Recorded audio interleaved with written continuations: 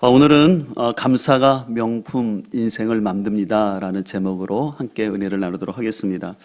여러분들, 우리 지금 이제 코로나와 또 우크라이나의 그 경제 위기가 있음에도 불구하고요, 계속해서 호황을 누리는 곳이 있다고 하는데 어떤 부분인지 아십니까? 바로 명품 시장이라고 합니다. 얼마 전에는 한 1,200만 원 하는 핸드백이 있었는데, 그 가방이 있었는데 그 가격을 한 7에서 17%를 인상하겠다고 하자 바로 그 전날부터 소비자들이 이 제품을 사기 위해서 문이 열리는 것을 기다렸다가 달려가는 흔히 오픈런 현상까지 발생했다고 합니다. 우리는 볼 때 이해가 안 가죠. 근데 이 명품 시장을 지금 주도하고 있는 계층들이 우리가 생각하는 것처럼 40, 50대가 아니라 실은 20, 30대가 굉장히 명품 시장을 주도하면서 코로나 기간 동안에는요, 한 36.9%가 20, 30대가 증가했다고 합니다. 왜 이렇게 사람들이 명품에 열광을 할까? 그 이유에 대해서 미국의 경제학자인 베블러는 이렇게 진단을 하는데요. 사람들이 명품을 구매함으로 인해서 마치 자신이 특별한 존재가 된 것 같은 느낌? 또 한 가지는 주위 사람들에게 부러운 시선을 얻을 수 있기 때문이라고 합니다. 특별히 요즘 또 20, 30대 중에서는요, 이렇게 명품을 소유했다가 다시 되팔므로 인해서 경제적 이익을 또 추구하기 때문에 이걸 하나의 또 비즈니스 차원에서 접근하는 젊은 세대도 있다고 합니다. 그러나 우리는 다시 한번 생각할 것은, 우리가 명품을 착용하고 사용해야지만 행복한 것이 아니라 우리의 인성과 삶 자체가 명품이 되어야 할 줄 믿습니다. 그런 의미에서 원 베네딕트는 그의 책에서 이렇게 얘기를 하고 있습니다. 명품을 사기 위해서 목숨 거는 인생이 아니라 자신의 삶을 명품으로 만드는 위대한 사람이 되어야 한다. 스스로 명품이 되라. 명품을 부러워하는 인생이 되지 말고 내 삶이 명품이 되게 하라. 굉장히 의미 있는 얘기입니다. 단순히 내가 명품을 걸쳐서가 아니라 내 삶이 명품이 되는 인생이 가치 있다라는 것이죠. 이 같은 차원에서 오늘 본문에 나오는 사도 바울은 어떻게 보면 신약 성경에서 예수님 다음으로 가장 큰 영향을 미쳤던 명품 인생을 살았던 사람이었습니다. 그래서 그는 신약 성경의 13권을 기록했고 또 이방인의 사도가 되어서 많은 교회들과 제자들을 세우는 귀한 삶을 살았습니다. 그로 인해서 기독교 역사에서는요, 이 바울과 관련된 수많은 책들이 쓰여졌고, 또한 그래서 여러분들 미국 서구 사람들 폴이라는 이름을 좋아하거든요. 이게 폴이 바울이거든요. 그래서 이 폴이라는 이름을 많이 사용하기도 합니다. 그래서 한마디로 사도 바울의 인생을 어떤 세상적인 관점에서 얘기한다면 명품 인생을 살았다라고 얘기할 수 있습니다. 그런데 이렇듯 명품 인생을 살았던 사도 바울의 삶에도요, 많은 고난과 아픔이 있었습니다. 근데 그럼에도 불구하고요, 그는 자신이 쓴 서신서마다 감사의 고백을 빼먹지 않고 있습니다.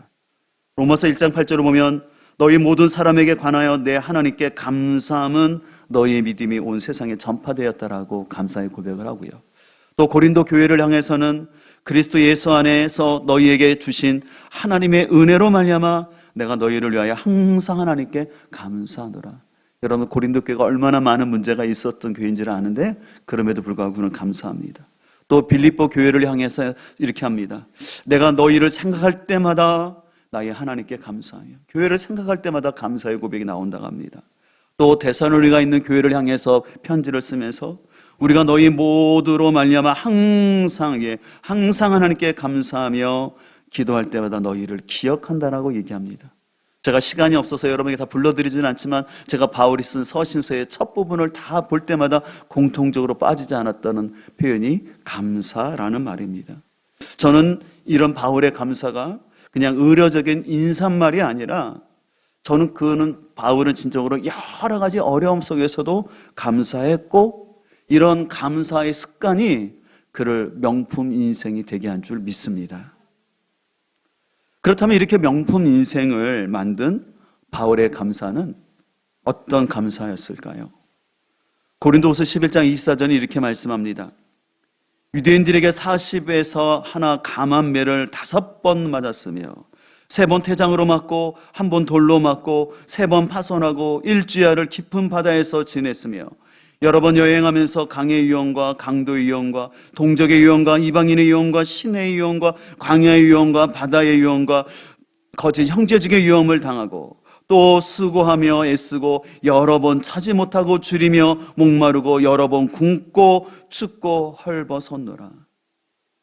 지금 보신 것처럼 바울은 그의 삶 가운데 숱한 고난이 있었습니다. 그에게는 육체의 가시뿐만 아니라 관계의 과시도 있었습니다. 특별히 대적자들이라는 존재들이 있어서 사도 바울이 사역하는 곳마다 이 사도 바울을 모함하고 사도 바울을 끊임없이 공격했던 사람들이 있었습니다. 그로 인해서 사도 바울에게는 끝없는 고통이 있었습니다. 그래서 계속해서 고린도전서 11장 28절을 보게 되면 자신이 주님의 교회를 생각할 때 지금도 너무 고통스럽다는 것입니다. 자신이 공격당하는 것은 둘째치기로 하다고 또 자신을 모함하는 세력들로 인하여서 자신이 전했던 복음까지 훼손될까 봐, 그래서 사도 바울이 얼마나 도덕적으로 윤리적으로 문제가 있는 사람인지 모른다라는 그런 허황된 비난의 말들로 인해서 그것도 마음이 아픈 거지만 그로 인해서 사도 바울이 전했던 복음이 훼손될까 봐 사도 바울은 그 교회를 생각할 때마다 아직도 내가 교회에 아픔이 있다라고 그는 얘기를 합니다. 근데 그런 상황 속에서도 사도 바울은 고린도후서 11장 3절에서 이렇게 고백합니다. 내가 부득불 자랑할진대 내가 약한 것을 자랑하노라. 심지어는 데살로니가전서 5장 18절에서 여러분들 잘 아시는 말처럼 범사에 감사하라고 얘기합니다. 이것이 그리스도 안에서 너희를 향한 하나님의 뜻이라고 분명히 얘기합니다. 근데 이 범사에 감사라는 뜻은요, 모든 일에 감사하라, 어떤 처지에 있든지 감사하라고 번역되고 있습니다. 그래서 이 항상 감사하라는 것은요, 환경이나 조건에 상관없이 바로 전천후 절대 감사를 하라고 사도 바울은 우리에게 권면하고 있습니다. 우리는 흔히 감사를 생각할 때 나의 삶 속에 어떤 감사할 거리가 있거나 아니면 다른 사람들이 부러워할 만한 그런 간증이 있을 때 나는 감사할 수 있다고 생각합니다. 그러나 여러분들, 우리가 성경을 잘 천천히 살펴보면 바울을 비롯한 성경에 나오는 많은 사람들이 환경이 아니라 그 어려운 환경 속에서도 그들은 감사의 고백을 놓치지 않은 것을 볼 수가 있습니다. 이런 차원에서 오늘 우리는 추수감사절을 맞이해서 지나간 1년 동안 하나님께서 나에게 좋은 환경과 또 어떤 사람과 비교한 상대적인 감사가 아니라 우리는 절대 감사의 고백으로 나가야 할 줄 믿습니다.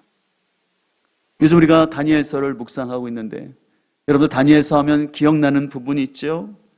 다니엘이 하나님께서 풀무불 가운데 그를 던져 넣으실 때 그 친구들이 고백했던 것처럼 그리 아니하실지라도 그 반응이 오늘날 우리에게 있어야 할 줄 믿습니다. 그래서 제가 오늘 말씀을 묵상하면서 전천후 감사할 수 있는 것, 절대 감사할 수 있는 것은 고난에 대한 성숙한 반응에서 나온다는 것을 볼 수가 있습니다. 우리의 삶 속에 여러 가지 고난이 있지만 내가 그 고난에서 어떻게 반응하고 훈련했느냐에 따라서 인생을 살아가는 자세와 감사의 고백의 질이 틀려진다는 것을 보게 됩니다. 한 젊은 여성이 엄마에게 찾아와서 자신의 삶이 얼마나 어려운지 불평을 쭉 해오고 있었습니다. 그 얘기를 쭉 듣던 어머니가 딸을 부엌으로 데려가더니 냄비 3개에 물을 부은 다음에 불에 올려놨습니다. 그리고 첫 번째 냄비에다가는요, 당근을 넣고요, 2번째에다가는 달걀 2개를, 그리고 3번째 냄비에는 커피 가루를 약간 넣었습니다. 그 다음에 시간이 좀 지난 다음에 다시 당근을 꺼내고 또 달걀도 꺼내놓고 또 이제 그 커피를 잔에 붓습니다. 이 모습을 본 딸이 엄마 지금 뭐 하는 거예요? 라고 물었습니다. 근데 엄마가 말합니다. 자, 딸아 잘 보렴. 이 딱딱했던 당근이 물속에서, 끓는 물속에서 흐물흐물해졌고, 달걀은 굉장히 깨지기 쉬운 것이었지만 오히려 뜨거운 물속에서 단단해졌고, 커피가루는 오히려 물을 완전히 변화시켜서 맛있는 커피가 되게 했다. 그러면서 지금 내게 닥친 문제는 온전히 너 자신에게 달린 거란다. 흐물흐물해진 당근처럼 내가 문제 앞에서 더 약해질 수도 있고, 이 삶은 달걀처럼 오히려 깨지고 쉬었던 인생이 더 강해질 수도 있고, 아니면 이 커피처럼 문제 자체를 완전히 새롭게 바꿔 놓을 수가 있다. 중요한 것은 너의 선택이란다. 여러분, 그런 의미에서 여러분의 인생에도 수많은 끓는 물과 같은 고난이 있는데 여러분들은 어떤 반응을 하고 있습니까? 저는 이 이야기를 들으면서 감사도 마찬가지인 것 같습니다. 명품 인생을 살았던 사람들의 감사의 특징은요, 환경과 조건을 뛰어넘어서 그 수많은 문제 앞에서 성숙한 선택을 했다라는 것이에요. 문제로만 보지 아니하고 어떤 인생의 고난을 걸림돌로 본 것이 아니라 디딤돌로 여겨놨고, 또한 자신의 약함을 통해서 오히려 하나님의 강함을 경험하는 시간들로 승화를 시켰다라는 것입니다. 그런 의미에서 칼 메닝거는 사건보다 더 중요한 것은 해석이라고 말했습니다. 너무 귀한 것 같아요. 그래서 우리의 감사 역시 환경에 대한 믿음의 해석과 성숙한 반응에서 나옵니다. 제가 오늘 칼럼에 역사의 쓸모라는 책을 잠깐 소개했는데, 저는 역사를 전공한 입장에서 제가 그 책에서 나오는 에피소드 중에 특별히 우리나라의 그 독립운동사와 관련된 그 작가의 그 관점이 너무 좋았어요. 왜냐하면 실은 우리 한국사를 배울 때 진짜 어려운 부분 중에 하나가 독립운동사거든요. 제가 칼럼에도 썼듯이 너무 다양한 정치적 노선을 가지고 다양한 단체가 곳곳에 생겨나서 그 단체의 이름을 외우고 그들이 어떻게 경로로 전투했는지 그거 외우려면 되게 어려워요. 그래서 우리는 독립운동사를 배울 때 굉장히 복잡하다고 생각을 합니다. 근데 저는 관자의 그 저자의 해석이 너무 좋았어요. 우리나라의 독립운동사가 그렇게 복잡했다라는 것은 그만큼 우리 민족이 시대의 과제 앞에서 좌절하지 아니하고 다양한 방법으로 대응했다라는 것입니다. 만약에 우리가 독립운동사가 외우기 쉽고 단순한 사건으로만 끝났다면 그만큼 우리 민족은 그 고난 앞에서 제대로 시대적 과제에 반응하지 않았다라는 것이었습니다. 제가 그 책을 읽으면서 저도 역사를 전공한 사람이지만 무릎이 쳐지더라고요. 그래, 사건보다 해석이구나. 그런 의미에서 우리 삶 속에서도 우리의 삶을 믿음의 해석으로 바라볼 수 있기를 간절히 소망합니다. 그러나 여러분, 이거 쉽지가 않죠. 머리는 압니다. 그렇다면 우리가 어떻게 전천후 감사, 절대 감사의 삶을 살 수 있을까요? 오늘 12절에 이렇게 말합니다. 나는 나에게 능력을 주신 우리 주 그리스도 예수께 감사를 드립니다. 왜냐하면 주님께서 나를 신실하게 여기셔서 나에게 이 직분을 맡겨주셨습니다 라고 얘기합니다. 이 직분이라는 것은 봉사, 임무, 섬기다라는 뜻이었어요. 사도 바울은 원래 자신이 예수님을 핍박하던 사람이었지만 하나님께서 자신을 신실하게 여겨주셔서 사명을 주신 거에 대해서 감사의 고백을 합니다. 참 수준 높은 감사가 아닌가 합니다.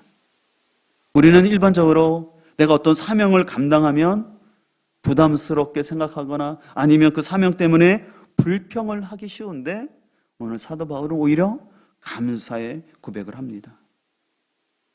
여러분 알다시피 아까도 말씀드린 건 사도 바울은 이런 사명을 감당하느라고 그의 인생에는 고난이 끊이지 않았습니다.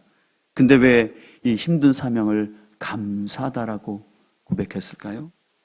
13절은 이렇게 고백합니다. 내가 전에는 회방자요, 핍박자요, 폭행자였습니다. 그러나 그러한 행동은 내가 믿지 않을 때 알지 못하고 한 것이므로 하나님께서 나에게 자비를 베풀어 주셨습니다. 사도 바울은 자신이 예수 그리스도의 복음을 또 하나님의 섭리를 깨닫기 전까지는 나의 열심과 나의 기준을 가지고 예수님 믿는 사람을 핍박하는 그런 사람이었지만, 그럼에도 불구하고 하나님이 자신에게 자비를 베풀어 주셨다라고 고백합니다. 그렇기 때문에 15절에서는 그는 이렇게 고백합니다. 자신이 죄인 중에 괴수, 다시 말해서 죄인 중에 우두머리다. 또 다른 말로 말한다면 나는 죄인의 대표 선수다. 죄에 대해서는 세계 금메달감이다. 그렇게 고백을 합니다. 그래서 16절은 이렇게 말합니다. 그러나 하나님께서는 나에게 자비를 베푸셨습니다. 그 뜻은 그리스도 예수께서 끊임없이 참아주심의 한 사례를 먼저 나에게서 드러내 보이심으로써, 그래서 하나님께서 바울을 계속 참아주셨다는 거죠. 그로 말미암아 앞으로 예수를 믿고 영생을 얻으려고 하는 사람들의 본보기로 삼으려 했다라는 것을 자신이 깨달았기 때문에 사도 바울은 감사의 고백을 하는 것이었습니다. 그로 말미암아 사도 바울은 자신의 사명이 이방인에게 복음을 전하는 것을 알고 그 수많은 고난 속에서도, 그래서 아까 읽어드린 것처럼 강의 위험과 강도와 또 도시 안에서의 테러들과 또한 동족의 그 비난들과 그를 대적하는 수많은 사람들의 그 공격 앞에서도 주님께서 자신을 불러주신 이방인의 사도로의 사명을 그는 감당했습니다. 그러면 그는 고린도전서 9장 16절에서 이렇게 고백합니다. 내가 복음을 전할지라도 자랑할 것이 없으면 내가 부득불할 임이라. 만일 복음을 전하지 아니하면 내게 화가 있을 것이다 라고 고백을 합니다. 그래서 그는 그의 마지막 유언서인 디모데서를 통해서도 모든 일의 고난을 참으면서 전도의 사명, 교회에서 맡겨진 직무를 최선을 다해서 감당할 것을 사랑하는 영적 아들인 디모데에게 권면합니다. 사도 바울은 그가 사명을 감당할 때 결코 쉬운 일이 아니었습니다. 그럼에도 불구하고 이방인 선교라는 그 사명이 있었기 때문에 그 수많은 고난을 이겨냈고, 실은 그 수많은 고난 때문에 13권의 서신서가 만들어졌어요. 여러분, 우리는 성경을 생각할 때 그냥 사도 바울이 혼자 기도하는 가운데 하나님이 불러주셔서 그냥 서신서가 작성한 게 아니에요. 이방인의 사도로서 교회를 세우고, 그리고 자신이 떠나간 다음에 그 교회에서 발생하는 수많은 문제들과 또 오해들 속에서 그 문제를 해결하기 위해서 그는 편지를 썼고, 근데 그것이 나중에는 하나님의 섭리 가운데서 오늘날 우리에게 전해지는 귀한 성경이 되어서 오늘날 우리 역시도 신앙생활하면서 교회 안에서 또 개인적으로 여러 가지 문제가 있을 때 과연 성경에서 뭐라고 말씀하고 있는지 그것을 우리에게 깨닫게 해주시는 귀한 은혜를 베풀어 주신 것이죠. 그로 말미암아 오늘날 모든 많은 사람들에게 예수님 다음으로 우리가 쫓고 따라야 될 모범으로서 사도 바울이 서 있는 것을 보게 됩니다. 저는 사도 바울의 삶을 돌아보면서 저 역시도 목회자로서 주님의 일을 감당하다 보면은 참 기쁜 때도 있지만 이런저런 어려움들로 인해서 또 인간적인 생각을 할 때가 있어요. 근데 어느 날 하나님 앞에서 기도하고 있는데, 특별히 새벽 시간이었는데 하나님께서 제 뒤통수를 한 대 치시는 것처럼, 이런 문제 앞에서 네가 흔들리면 되겠느냐. 특별히 우리 교회에서 파송한 선교사님들이 있는데 그 선교사님들을 후원하고 또 다음 세대를 세우는 일을 위해서 이런 일로 약해지면 안 된다라는 강한 메시지를 주시면서 저에게 다시 한번 정신을 번쩍 차리게 해주시더라고요.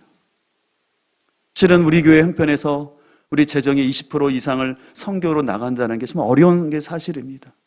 그럼에도 불구하고 이 선교에 대한 거룩한 부담감이 있는데, 때로는 이 거룩한 부담감이 오히려 저로 하여금 더 교회의 본질에, 더 사역에 집중하게 하는 것을 보면서 아, 그렇구나. 사명이 축복이라는 것을 저 역시도 경험하게 됩니다. 사랑하는 성도 여러분, 우리에게 맡겨진 사명은 짐이 아니라 힘이라는 사실을 기억하시고, 여러분 마음속에서 깊은 고백의 감사가 있기를 간절히 소망합니다. 자꾸 나에게 힘든데 왜 이렇게 사명을 줬냐고 생각하지 마시고요. 오히려 여러분 그거 아십니까? 사명 때문에 여러분이 지켜주고 있어요.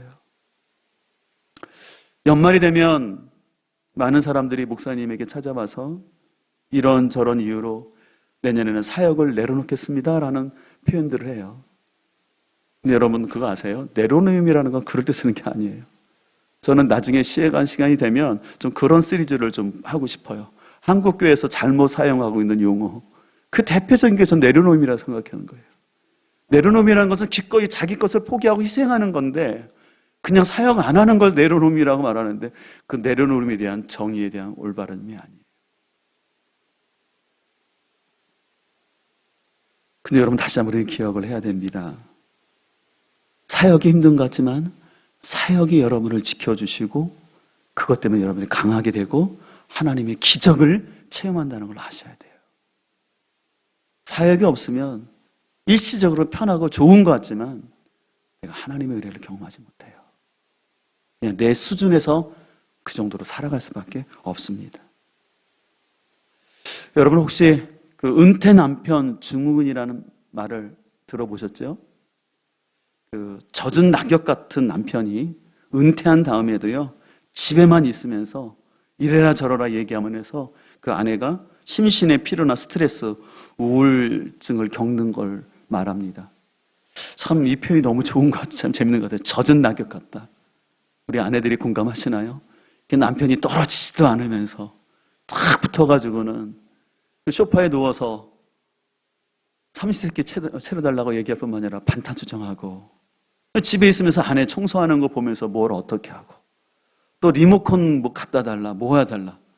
그러니까 지금 아내들이 보통 스트레스가 아니라고 얘기하는 거예요. 근데 이 은퇴 남편 증후군을 겪는 그 이유가 뭐냐면 결국 남자들이 하던 일을 없으니까 일하던 게 없으니까 그냥 집에서 가만히 하는 일도 없이 그러니까 자기 무기력하고 그러니까 그 스트레스를 누구한테 풀어요? 또 아내에게 풀고 예. 그렇기 때문에 이런 것을 극복하기 위해서는요 은퇴 후에도 뭔가 할 수 있는 일이 있어야 된다. 그래서 제가 은퇴 남편 증후군을 극복하는 첫 번째 원리가 뭔지 아세요? 파자마에서 해방시켜라. 그 뭐냐면 남편들이 하루 종일 파자마만 입고 있다는 거예요. 그러지 못하게 하라는 거예요. 파자마 갈아입고 잠옷 갈아입고 옷 입게 하고 그리고 아침 차려주지 말라는 거예요. 아침 정도는 자기가 차려 먹게 하게끔. 절대 우리 남편분들 오해하지 마시면 좋겠어요. 또 아내들도 목사님 봐봐 오늘 그렇게 얘기했습니다. 내일부터 안 차려줘. 그렇게 적용하면 안 되는 거 아시죠? 중요한 건 뭐냐면 자신이 할 일이 있을 때 사람이 보람과 가치를 느끼지 아무 일도 안 하고 있으면 오히려 무기력해지고 그래서 많은 분들이 은퇴 후에 갑자기 더 건강이 안 좋아지는 이유가 거기 있는 것을 볼 수가 있습니다. 여러분 이런 것을 행하면 여러분들 직장 생활이 힘들지만 내가 일할 수 있는 직장이 있는 거 감사하시고 또 때로는 교회에서 사역 감당하는 것이 부담스럽지만 교회에서 내가 섬길 수 있음을 여러분들 감사할 수 있기를 축복합니다. 지난 주간도 교회 김장을 위해서 또 추수감사절을 위해서 많은 우리 권사님들과 지사님들 밤늦게까지 섬겨 주셔서 너무 감사한데 저는 우리 사랑하는 권사님들한테 우리 젊은 지사들 잘 훈련시켜서 잘 인수인계 해주세요라고 얘기를 하지만 그러나 권사님들 은퇴하지 마셨으면 좋겠어요. 건강하셔서 우리 젊은 지사님들과 함께 주님의 몸된 교회를 아름답게 섬겨갈 수 있기를 축복합니다. 비록 우리가 최고는 아닐지라도 맡은 바 자리에서 최선을 다해갈 때 그 속에서 감사가 나오고 승리의 삶을 살게 될 줄 믿습니다. 요즘 계속해서 다니엘 기도회가 진행되고 이제 막바지에 일어났는데 제가 이번 다니엘 기도회에 나오는 분들의 그 간증을 보면서 한 가지 깨닫는 것은 거기 나오는 분들이 결코 쉬운 인생을 살아가지 않았어요. 그러나 그 어려운 이해할 수 없는 상황 속에서 치열하게 하나님께 기도하는 것이었어요. 단순히 기도하는 것이 아니라 치열하게 하나님께 묻고 애쓰고 때로는 소리를 지르며 그럴지라도 하나님께 물었을 때 응답해 주신 것을 경험하게 됩니다. 지금 사진 잠깐 보였지만 한 선생님은, 한정원 선생님은 사고로 다리를 잃은 가운데서 충분히 불평할 수 있는 인생이었음에도 불구하고 골프 선수가 되어서 계속해서 선한 영향을 끼치고 있고, 또 이연숙 선교사님 같은 경우도 사랑하는 남편을 선교지에서 잃고 그 이해할 수 없는 그 상황 속에서도 그분의 삶과 간증을 통해서 하나님이 어떻게 역사하고 계신지를 드러내고 있습니다. 혹시 이번에 다니엘 기도에 참여하지 않으신 분들은 유튜브 들어가면 들을 수 있으니까, 특별히 제가 소개해드렸던 이연숙 선교사님, 또 우리 한정원 선사님, 또 우리 그저께 있었던 우리 송경빈 목사님의 좀 간증들을 들으시면 여러분 많이 좀 깨닫는 게 있을 거예요. 그래서 하나님의 사람들이 그 이해할 수 없는 그 고난과 아픔 속에서 어떻게 기도를 통해서 하나님을 찾고 그것을 통해서 하나님이 살아계심을 간증하고 있는지를 보게 됩니다. 소망하는 것은 오늘 추수감사절을 맞이해서 우리에게 사명이 있음이 축복인 것을 고백하기를 소망합니다. 무엇보다 우리를 죄악 가운데서 오래 참으사 구원하여 주신 이 복음의 은혜가 우리에게 들려진 이 사실을 우리가 진심으로 감사할 수 있기를 소망합니다. 그래서 내가 지금 누리고 있는 것이 당연한 것이 아니라 이 모든 것이 하나님의 은혜임을 다시 한번 우리 마음속 깊이 고백하고 하나님께 영광 돌리기를 소망합니다.